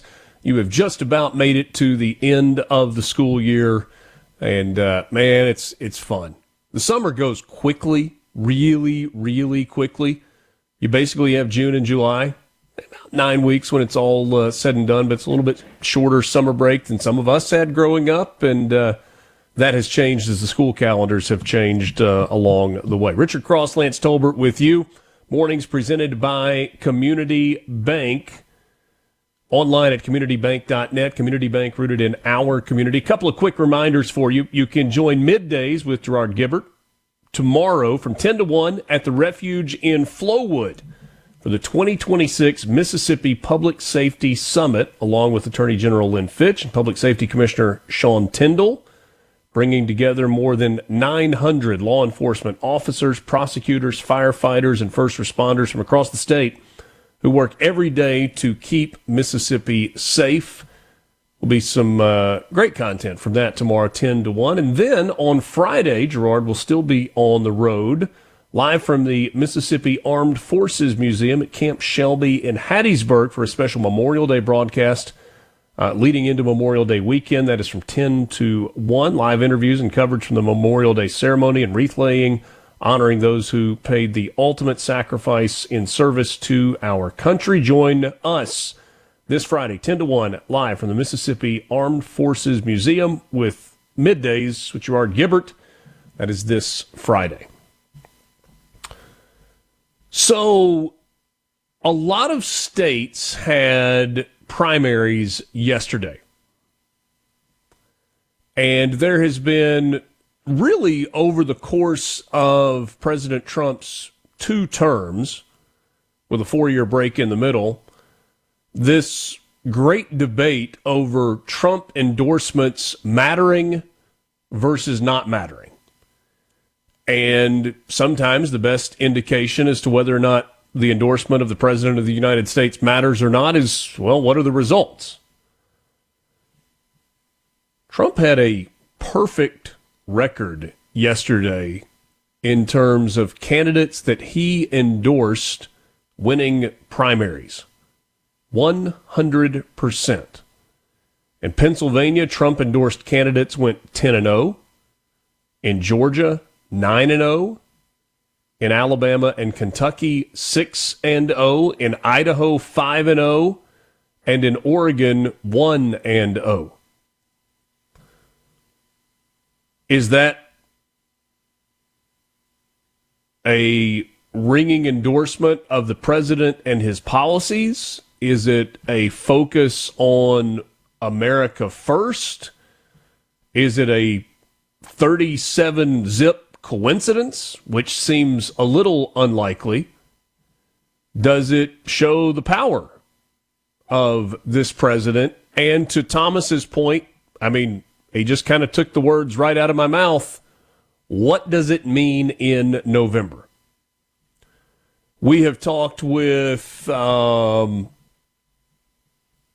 we've talked with a lot of people who have a lot of trepidation about midterms for Republicans. Historically, midterm elections do not go particularly well for the party of the president. If a Democrat is the president, generally speaking, Republicans do better in midterms. If a Republican is president, generally speaking, Democrats do better in midterms. We know that the majorities in both the House and the Senate are very, very slim. And it's part of the reason that it's been so incredibly difficult for Republicans to get anything done outside of executive action. Now, to his credit, Mike Johnson has gotten the House, in particular, across the finish line on some very contentious votes. So what about those results specifically stood out yesterday? In Kentucky, you had Senate, House, and some local mayor races that were on the ballot. And the Kentucky House results were pretty interesting, especially in that Thomas Massey is now on the way out.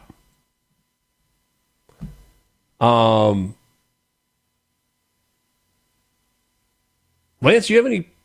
I mean, when you look at the Republican primary in Kentucky, that's the one. I mean, Gallerin 10-point victory basically, and Massey, going up against Trump. Obviously, the big beautiful bill was one of the items that was a huge sticking point for Trump. There was others, obviously, but that was the one that seemed to be the straw that broke the camel's back. And it was 55-45. Gallerin, 57,822 votes. Thomas Massey, 47,539 votes. Massey has been a staunch critic of the president. And former Navy SEAL Ed Gallerin, who had the endorsement of the president, out. It's an interesting piece here, and I think that your point, and Thomas, is about we'll see how much weight this carries in November, how strong of a candidate Gallerin really is against a Democrat. But at the end, it's really hard to unseat an incumbent, and obviously the power of the president and his endorsement means a lot. You can't dismiss that. And Massey was obviously contentious on a handful of issues. No, he wasn't anti-Trump, right? There were a few things that he really just had a sticking point with. But it felt like he became more anti-Trump as this particular 2-year cycle came along. We get a message on the C Spire text line that says, how was Massey not America first? Because Thomas Massey has been staunch in his anti-alignment with Israel stance. Mm-hmm. And there are a lot of people that say, hey, that is not letting Israel wag the tail of the dog. for the United States. And he has spoken out against AIPAC, and he's spoken out against Israel, and has been against the conflict in Iran. And all of those things, I think, would qualify for like lowercase America first. Mm-hmm. But if you're talking about capitalized America first, specifically the agenda of this president, and your question is, how is he not America first? If I were answering your question, how is he not America first? He has stood in the way of basically every agenda item that Donald Trump has had in this second term as president of the United States. Mm-hmm. Is that a reasonable way to describe it? I think it's pretty fair, yeah. I mean, there are some issues, obviously, even after he loses the election, he's pretty vocal about certain things out there, that he didn't agree with. The ballroom, $400 million, this, that, and the other. So I'm 100% with you in that he seems to have taken on that stance that I'm going to be the check and balance of this administration. Marjorie Taylor Greene, a little bit on the same. You saw what happened to her. She basically said, I'm done. Can't do this anymore. So two people that seemed to be very pro-Trump 2 years ago, not so much anymore. Yeah. There are a couple of others that stand out. We'll be watching the Georgia governor's race. There will be a runoff for the Republican candidate for governor, Burt Jones, who is the lieutenant governor, and Rick Jackson, who is a billionaire businessman who has already spent over $80 million of his own money in this campaign and says he's willing to spend whatever it takes. Senate in Georgia is one that people are watching closely as well. Yes, Senate is one that people are watching closely, and it's going to be... oh, goodness, why do I not have the Senate stuff pulled up? I'll get back to that. Louisiana, there was one thing that stood out there, and that was Cassidy, right? Cassidy, yeah, gone. Not going to be in play. Yeah, first time in 15 years an incumbent Senate candidate has lost a primary. I'm saying it's tough to knock off an incumbent. That is hard. So especially in the Senate. In the Senate, yeah, definitely. Yeah. More coming up with you. It is Mornings with Richard Cross, Super Talk, Mississippi. Thanks for being with us. So bye-bye, Birmingham. Bye-bye, Birmingham. From the Venable to Mornings with Richard Cross on Super Talk, Mississippi, and the Super Talk app. Somebody told me when I first got to Nashville, oh, she finally got it made.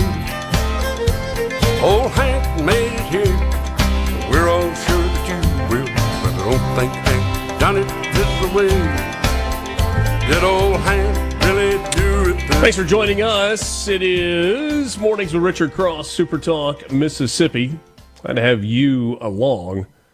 This is new from C Spire, and it's something that is perhaps worth paying attention to. The One plan from C Spire is here. Fiber home internet and wireless, only $99 a month for new and current C Spire customers. One plan, one price, one experience, zero compromises. You can save over $700 a year with 3 phone lines from C Spire compared to AT&T. Plus, with 5-year price lock, you pay one rate with no surprises guaranteed. So don't wait.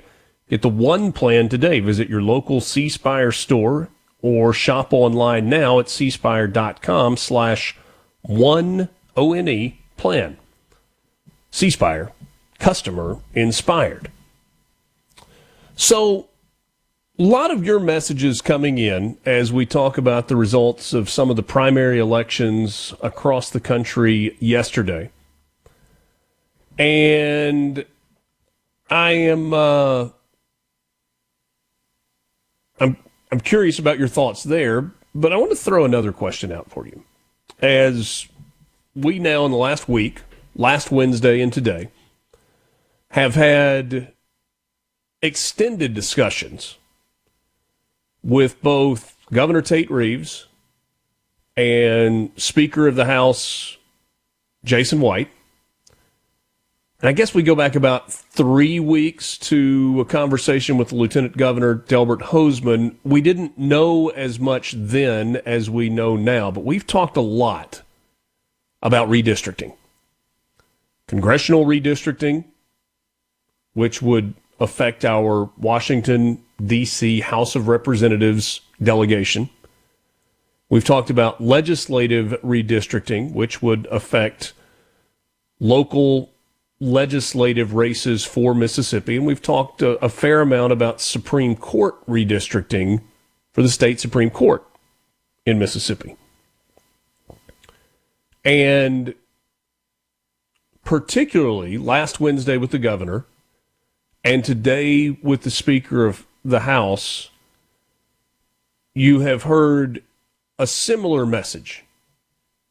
Yes, we're going down this road, but we are not jumping in the car with all four windows down, no seat belts, slamming it into reverse, flooring it out of the driveway, slamming it into drive, and immediately going 100 miles an hour with reckless abandon through neighborhood streets. Just because somebody told us we needed to get there fast. So, what is your thought? C-Spire text line is open, 601-879-4395. There have been plenty of you who have reached out, either through the C-Spire text line or to me on X, saying that it's gutless and it's spineless and it's lazy and there's no courage if Mississippi doesn't redistrict and do it, doggone it right now. Get it done, invalidate the results from Mississippi's primaries, and get Benny Thompson out of office. I mean, that ultimately is the rationale. Get Benny Thompson out. And it does not matter how many times I or the governor or the Speaker of the House or the lieutenant governor or anybody else, doesn't matter how many times we say it's not quite as easy as the AI-generated maps that are popping up everywhere on social media make it seem. And this may take a little time, and it needs some study. You need to make sure that not only are you redrawing the districts, but you're doing it in a way that they can withstand legal challenges. Because there will 100%, without question, be legal challenges that come from Democrats and Democrat-affiliated organizations to whatever new maps are drawn. I'm not entirely sure what the legal standing will be in those cases if the state of Mississippi, the legislature, uses the guidance put forth in the Calais case to redraw the new districts. Some of that will be up to judges. But for those of you who are saying, nope, forget about patience, get it done, and get it done now. Why? What is your rationale? Or are you listening to what I've been saying, to what the governor has said, to what the lieutenant governor has said, with regard to, yes, absolutely, we need to go through the redistricting process, congressionally, legislatively, and judicially.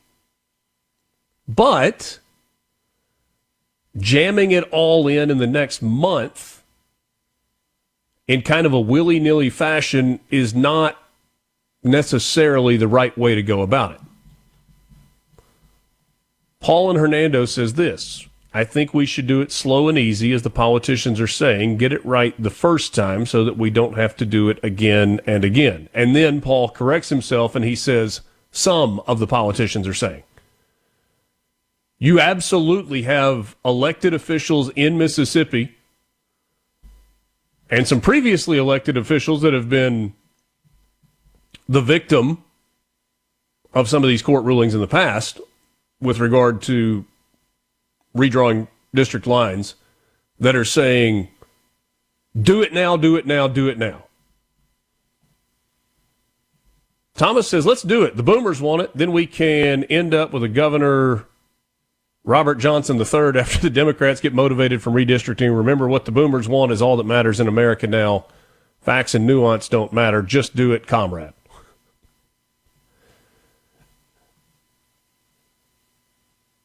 I think you're laying the sarcasm on a little thick there, Thomas. If I am properly reading between the lines.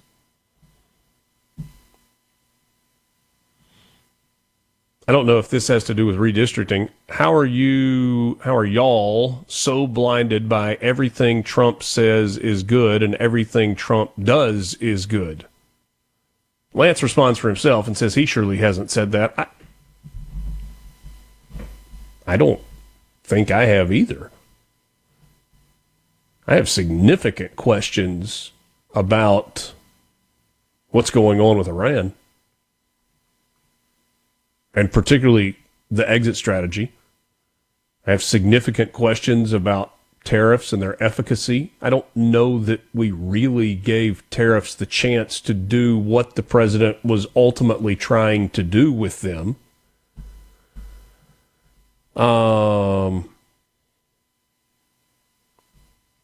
This is an interesting take on redistricting.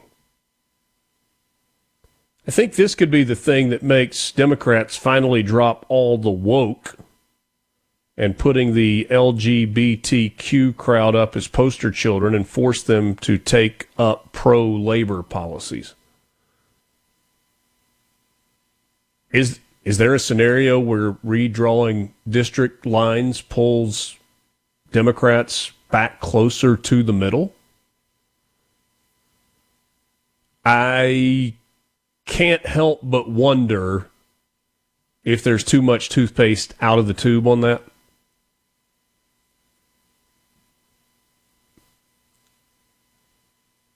I think that would be a welcome result. I don't know that that's where we end up on it. Bubba in Starkville says, I want Benny Thompson gone now also. However, I agree with the governor. Now is not the time. He said it's not if Benny Thompson is gone, it's when. That's a direct quote from Governor Reeves last week. He said the days of Benny Thompson representing the 2nd District are numbered. It's not a matter of if, it's a matter of when. This message on the C Spire text line regarding Massey, he stood against Trump on the very things you're talking about. Yeah, I didn't say I was against them. I said I have significant questions about them. He also stood in the way of the President of the United States agenda and trying to get those things done. Americans voted overwhelmingly for Donald Trump to be the leader of the country.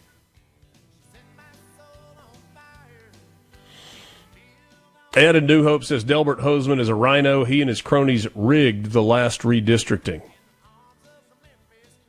I think Delbert Hosemann would disagree, especially in light of the fact that he lost a couple of senators in that redistricting battle from 2022 and lost the supermajority in the House. Back with you after this. Woody Bailey will join us next. Another trophy on the shelf for Cruising the Coast. From the Seabrook. Back to Mornings with Richard Cross on SuperTalk Mississippi and the SuperTalk app. I was a dam builder across the river deep and wide. My next guest this morning is Woody Bailey, Executive Director with Cruisin the Coast. This is Mornings with Richard Cross, presented by Community Bank and online at communitybank.net. Woody, I have heard coaches through the years say that winning a championship is not the most difficult thing. It's sustaining championship culture and going back and winning more championships. When you are named the #1 car show in the United States 7 different times, I wonder if that philosophy enters your mind at all, sustaining what you have built. Good morning. Hey, good morning. Thank you for having me. Yes, quite an honor for Cruisin the Coast. I say it's really an honor for the people of the Mississippi Gulf Coast and the people of the state of Mississippi.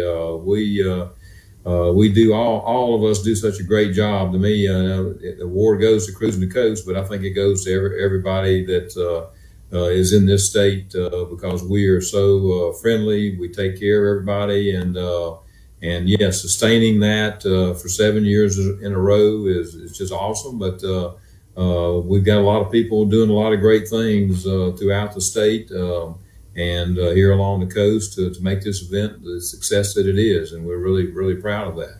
It was a USA Today 10 Best Reader's Choice Award, in which, as Woody just mentioned a second ago, 7 straight years Cruisin the Coast has been named the #1 car event in the country. And that's probably the right way to describe it, right? An event, not a car show or a day-long deal. It stretches out for, I think, a little more than a week, if I remember correctly, and just is a massive event that pulls the entire coast together. Yeah, it's an 8-day event, and our competition was pretty stiff. We were up against 19 other car events throughout the whole country. I mean, some of them, the Woodward Dream Cruise, Back to the 50s event. Some of them have been around a lot longer than we have, and we keep coming out on top. And it's just it's a great thing for us to do that. It's a great event. Not only are we celebrating that, this is our 30th anniversary of Cruisin the Coast this year. So we're very excited about that. We want everybody to come down and see us. We got a great event lined up. Jay Leno is going to be at Beau Rivage this year. We've got, if some of you car folks that know about Dave Kindig, he's going to be here with us first time. He's been here. It's the 250th anniversary of the country. We've got the Victory Bells from the World War II Museum in New Orleans coming to perform. Wow. We will have a fireworks show. We will have, just a lot of great things to celebrate this 30th anniversary, and the great award we have won by being the best car show in the entire country. When you've been part of a successful event, it's pretty easy to say, okay, this is what we've done, and this is what we're going to keep doing. I'm curious how much time you spend either traveling to other car shows or looking at what other car shows are doing and say, hey, this is something that we want to add. This is something that we want to tweak a little bit to do it a little bit differently because we think this can maybe help us be a little bit better or maybe take us to another level. Do you engage in much of that? I do. Haven't here in the last few years. It's time for me to get on the road again, but I keep up with all the other car shows. For example, our apparel vendor, he's not just a vendor, he's pretty much a marketing partner with us. He does shows all over the Southeast, and we compare notes a lot on what these shows are doing and what's happening. So I can do a lot from here, but being on the ground at other shows is important, and I do that from time to time, and I plan to get back active in that again here fairly soon. How will this coming year be different? I mean, you highlighted a couple of folks that you've got coming in that are going to be headliners and some of the fireworks, but when you're celebrating 30 years, that's a significant milestone. Does the preparation for this year's event look any different than perhaps previous years have? Sure. We've been working on this event probably for the last couple of years to make sure it is, special for everyone that attends. Like I say, from an entertainment standpoint to the folks that are here from a celebrity standpoint. As I mentioned, a couple of the celebrities are going to be here. And we've got some business to take care of too. We're going to be doing an economic impact study. We do one every 5 years, and so we're due to have one done this year. The last study we did was in 21. When we look at the entire state, it's about a $36 million impact. Wow. The 3 coast counties is a $33 million impact, and we've grown tremendously since 21. Last year, we had a record year of 10,334 vehicles that participated in the event. And at present, we are 700 ahead of where we were last year at this time as far as folks that have registered. We have 40 states represented from, and then from the foreign countries, we have Australia, Canada, England, and New Zealand already signed up for the event. So we're way on our way to having a great event this year. It's just going to be special. I think the fact that we're this far ahead, I think a lot of people are really wanting to be here for the 30th anniversary. So, we try to do, what we can as best as we can to make this event, like I say, great every year, but it's really special on these anniversary years. With some of the festivals that happen in Mississippi, and I live in Oxford, and so this is kind of anecdotal to Double Decker, the big weekend festival that they have. They use some data and analytics tools to judge crowd size, but it's just a one-day event. Is there any way for you to judge how many people come in and participate over the course of a week? You talked about the 10,000 plus registrants to be part of the show, but in terms of the people that are coming in for the shows and the concerts and to look at the cars, is there any way to know how many people come in for that? Specifically to know, it's really hard to tell. Our crowd estimates with talking with the police departments and up and down the coast, and we have all 12 cities involved in Cruising the Coast in the 3 coast counties here. So, but we estimate crowds around 100 to 125,000 throughout the 8-day event, because people are coming and going so much. It's really kind of hard to keep up with everybody, but we're glad they're here.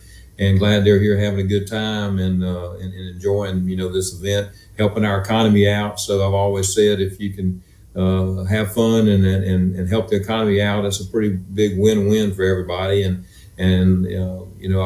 also work with state tourism too. They are very supportive of this event, and we're going to hopefully get back on track maybe next year with having some things happening at the welcome centers in other parts of the states. People are coming in, like I say, from all over the country. So we're going to get one of these welcome centers have been getting renovated. So we're looking forward to getting back on track to having some drawings and things of that nature as they come into town and as they leave. Other parts of the state, really benefit from the event taking place here on the coast. October 4th through the 11th this year, is that right? Correct.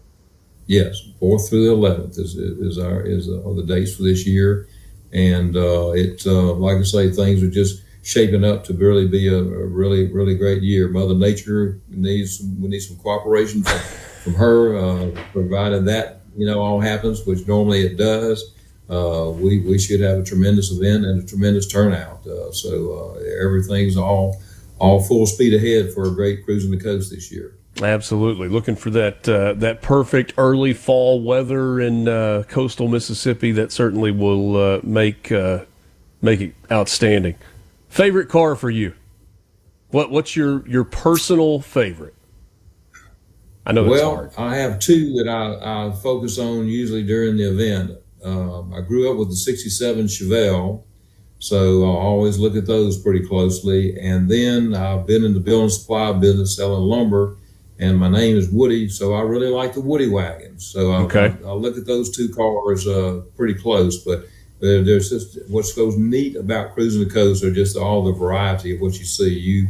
You'll see cars that are worth $20,000 to cars that are worth $2 million here. So you never know what you're going to see, and that's one of the exciting things about the event.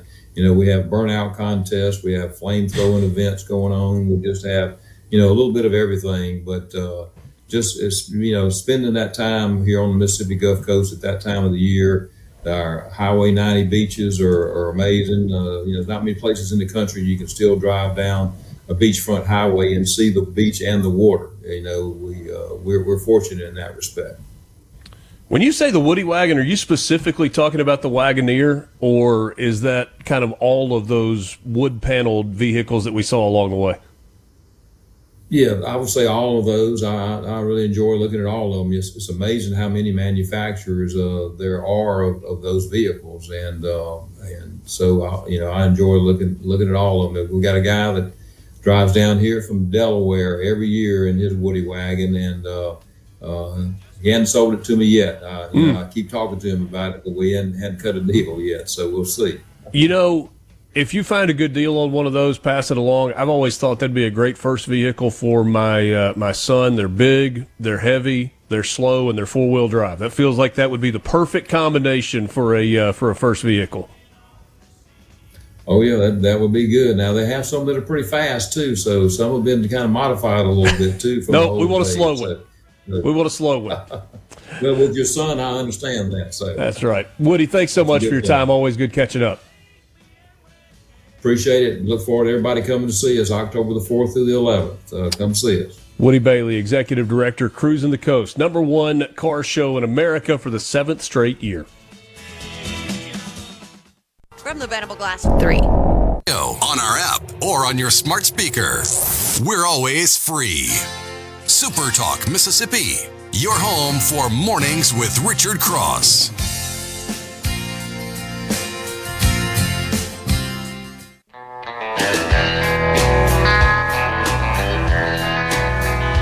Well, my daddy never wrote any old famous country songs.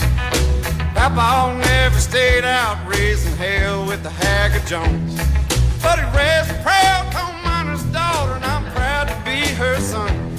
She told me, boy, I don't care if you hit it big, cause you're already #1. And that's the way it goes. Good to be with you. Today is Wednesday, May 20th, and it's great to be back with you after a couple of days off to start the week. Fun to be away, always fun to get back. Richard Cross, Lance Tolbert with you. Let's grab a couple of messages on the C Spire text line. Jason in Starkville says, good one on Bring a Trailer right now. He's talking about the Grand Wagoneer. Yeah. I found it. It's pretty sharp. It's kind of a medium blue with the wood grain between the high and the low. It is sharp looking. I think you ought to back up and go with the family truckster, the Griswold Classic. Like the full-on station wagon? Yeah, get that for the boy and see what he says. Yeah. Boycott, Dad, I boycott driving. This one's out in California. Will they let you drive one of these in California? I would think that would go against some regulation, but we also got another message that says, you're getting that boy an F-150. If you ask 13-year-old Obi what he would like for his first vehicle, it's like, I don't know, probably an F-150 like you, Dad. So you might be onto something there. We'll keep an eye on it. We're not quite there yet, though. One driver at home, but in addition to Mom and Dad, but not a second one yet. George in Greenwood sends us a longer message. He says, those who clamor for the legislature to redraw the 4 congressional districts immediately, who describe Governor Reeves as cowardly and whose declared goal is to draw a second district from which Benny Thompson cannot be reelected, need to be confronted and rebuked for rank partisanship, for being motivated by malice and resentment, and for despising law and order, which forbid us to alter electoral districts during a campaign season. See the Purcell decision by SCOTUS. He goes on to say, hotheads led the French Revolution. Christians led the American Revolution. That is from George in Greenwood. Hogman says he wanted a small car with a big motor. That's what 15, 16-year-old Hogman wanted. I hear you, Hogman. A lot of people felt that way. It's amazing how your perspective on that changes when you become parent trying to figure out what is the right vehicle for child, as opposed to child trying to convince parent what the right vehicle for you is. I had the 76 Chevy. So you've told me about yours. It was heavy, big engine in it, but wasn't going to go too fast. So yeah, those old Grand Wagoneers, those got a big old... That's made of metal. Yeah. Low torque V8 in it. Land yacht. But that is not a racing engine, though. That is a engine. Yeah. I said it's a land yacht. Yeah. I've had a couple of Cherokees over the years, like an Orvis one back in the day, and then a regular. Cool. Oh yeah, it was more of the Cherokee. It wasn't the old school with the wood on the side and everything. Those are really pretty though. When you see one fully restored, taken good care of, it's kind of like looking at an old Bronco, something like that. They're just classic vehicles. I'd forgotten. I had a Grand Cherokee at one point along the way. Mm-hmm. Yeah, those are very four-wheel driveway. Yeah, they do a little creaking and they always made a little sound, Grew up with a Jeep though, so a '56 Willis. So I was always kind of partial to the Jeep mine. And then I went with the Toyota eventually for some reason. I don't know. I had a Z71 at one point. Yeah. And we had Fords too. So I'm not really partial to a brand as much as just the vehicle itself. But I like the older, big ones, big engines, heavy vehicles. I'm a little partial to a brand. I know you are, yeah. And so are my friends at Belk Ford in Oxford at Toyota. You can see them on Highway 6 West in Oxford. They've got a great selection of F-150s on the lot. And right now they also have employee pricing for you, meaning the best deals that you will get sometimes as much as $10,000 off the MSRP that you see. That's the sticker on the window. You can really save a lot of money, good financing deals as well. Highway 6 West, belkford.net. Highway 6 West in Oxford, I should say. belkford.net. Of course, oxfordtoyota.com. One of the hottest vehicles out there right now is that Toyota Land Cruiser redesigned in the last couple of years. If that's what you're looking for, they will do their best to help you get your hands on that. Great people that are not going anywhere. Belk Ford, Oxford Toyota, Highway 6 West. Check them out today, regardless of where you live. It is worth the phone call. It's worth the visit. They will take care of you, and would appreciate it if you told them that you heard about them on Mornings with Richard Cross. That'd be great.